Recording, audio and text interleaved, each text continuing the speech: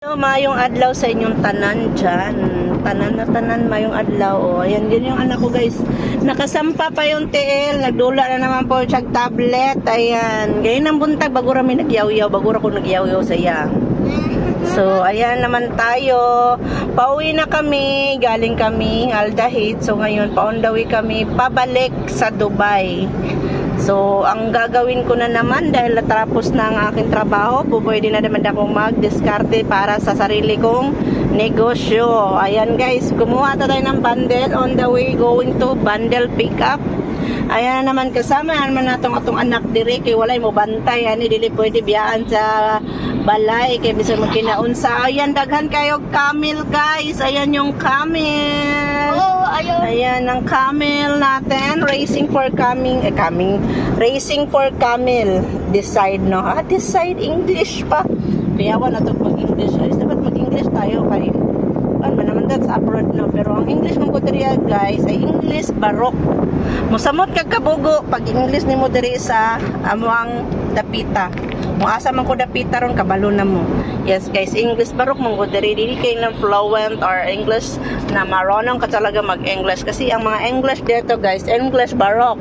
Kaya makakabogo ang English dito. Bogo ka na sa English, mas lalo kang mabogo. Ayan. Guys, Oh, guys daw. guys, yun mama ko dapat hindi maiwanan sa bahay. Kasi dati, yun nakaupo lang ako, nanonood. Tapos si mama pumunta sa higaan, nakanood. Pumunta ako sa kusina, tapos nakalimutan niya siratuhin.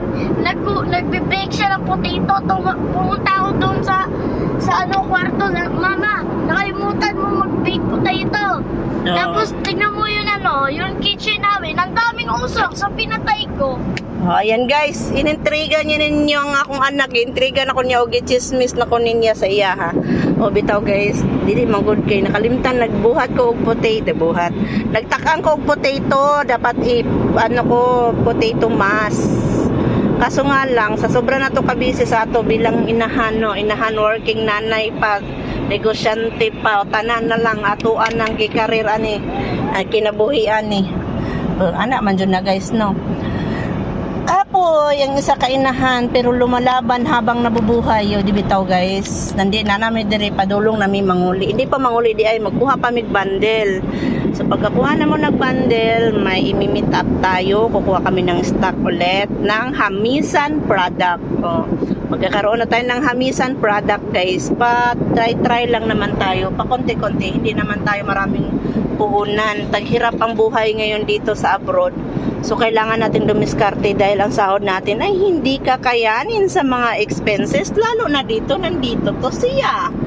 Oh, so, lumalaban ang inyong lingkod. Sa mga gusto pa dyang may pa-part-time pa dyan, pwede nyo ako guys. Pwede nyo akong kunin taga-linis, taga-laba, taga-plancha, driver, pwede. Kung kaya pa ng kawatawang lupa nato, no? Oh, ayan. Guys, pwede nyo ko i-hire magbuhat kahit ano. Oh, pwede nyo din i-hard siya kahit ano. Ayun, may maraming camel. Camel racing kasi ito dito banda. Yun, maraming camel racing dito. So, yan pala ang pinagtatrabahoan ko about veterinary.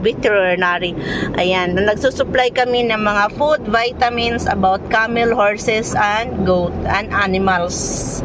Oh, yun. So, yun ang trabaho ko, guys. Anong trabaho ko? All around, driver, delivery, laborer, secretary, accountant, taga-ayos ng papel, taga-hatod ng amo sa airport, all around. Pero, baba lang ng sweldo guys. Pero nagtagal ako dito kasi okay naman.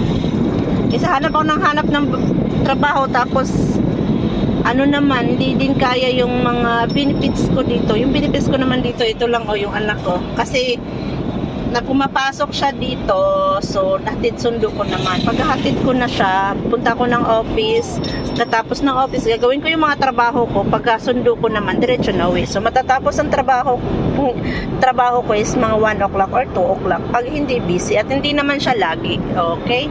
Hindi siya laging busy ang aking trabaho dito sa abroad. Nakakapagod lang dahil sa akin lahat ang trabaho Kahit may ibang tauhan guys, inaasa ng amo ko sa akin. Pero I'm so blessed and thankful. Kahit mababa ang sahod, pero hindi naman kalupit ganun ang amo ko. Kasi ito lang yung talaga yung ano ko. Kasi kasama ko anak ko dito sa abroad. Pagdating naman ng mga pangangailangan niya sa school, mag-a-absent ako, magpapaalam ako. Go naman si boss ko. Maliban lang kung may mga important meeting, may mga importante siyang ka-meeting, talagang i-schedule ko yun before pa kung may mga event ang anak ko para ma-adjust namin, or ma-adjust ko pala ang ano niyan, kung paano ko siya sunduin, kung paano ako makaka-attend at paano ko i-handle yung meeting ng amo ko, kasi hindi po pwedeng wala ako sa meeting niya dahil ako yung assistant niya. O, di ba? Assistant niya ako. Hindi pwede yung wala ako doon. Yun. O, ganun lang yun. Pero hindi yun lagi. Minsan lang. Minsan mangyayari sa isang buwan. Minsan nga 2 buwan wala kasi wala siya dito lagi. Nasa UK siya lagi. So, lahat ng responsibility pag wala siya, sa akin na pupunta. Kaya, guys, bye muna ha, kasi malapit na ako sa highway. So, bawal doon mag-video. At mahuli tayo ng mga mata at malaki ang fine. Bye-bye for now. See you for next time.